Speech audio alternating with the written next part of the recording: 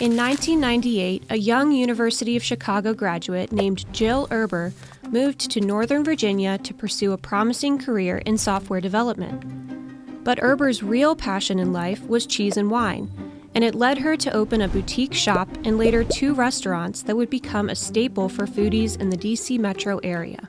That same year, another University of Chicago graduate, James M. Kiltz, was making a name for himself in corporate America. Kiltz, who previously ran Kraft Foods USA division, was tapped to be president and CEO of the popular food brand Nabisco. Later, Kiltz would go on to head up the shaving company Gillette and oversee a $57 billion merger with Procter & Gamble. But as much as Jill Erber and James Kilt's stories differ, they also share similarities and can teach us lessons about competition, scale, and why America needs small and big businesses more than ever.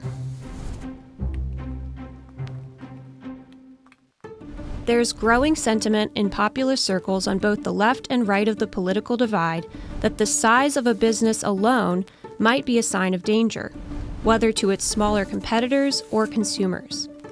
This idea has gained traction in Congress and federal agencies that want to use what's known as antitrust policy to stop companies from merging, acquiring each other, or getting too big. Antitrust is an effort to keep markets competitive.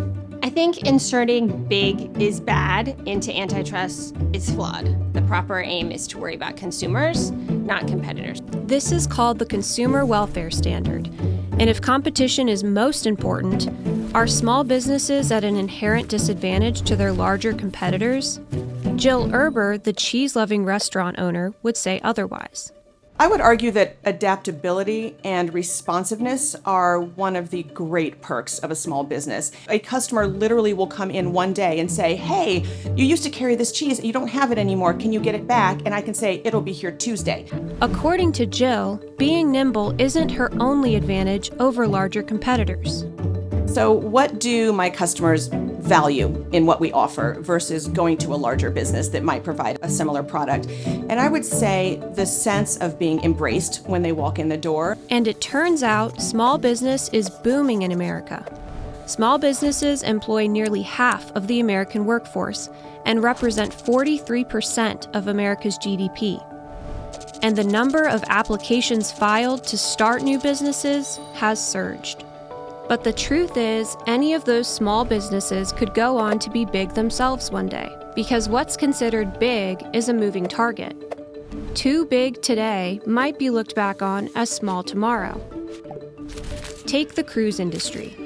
100 years ago, the Olympic was the world's largest ocean liner.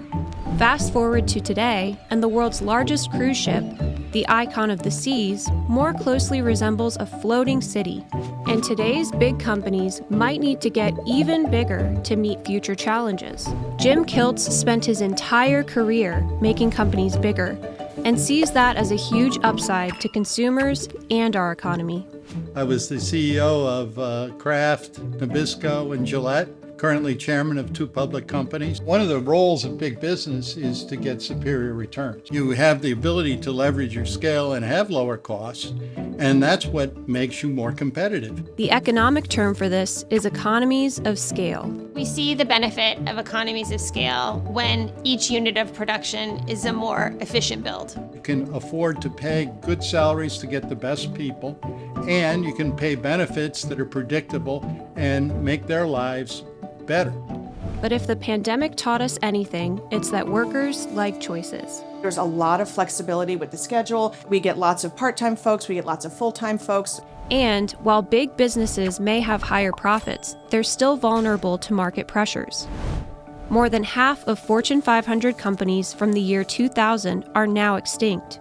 And Kiltz, more than anyone, is aware of this fact. I never sleep at night thinking that we don't have competition waiting to take my business. I worry about being out-innovated, out-marketed, or outsmarted by competition. So no matter how big a company gets, whether that's with mergers and acquisitions or more internal, as they call it, organic growth, as long as there's competitive pressure on them, it really can't get too big. The problem with the big is bad approach by some in Washington is that the tension between what big and small businesses offer, like customer experience versus lower prices, agility versus scale, benefits versus flexibility, are what make our economy thrive. So let's keep consumers at the heart of the policy-making process and encourage more entrepreneurs like Jim and Jill to grow, create, merge, acquire, and build the next big and small thing to make our economy thrive.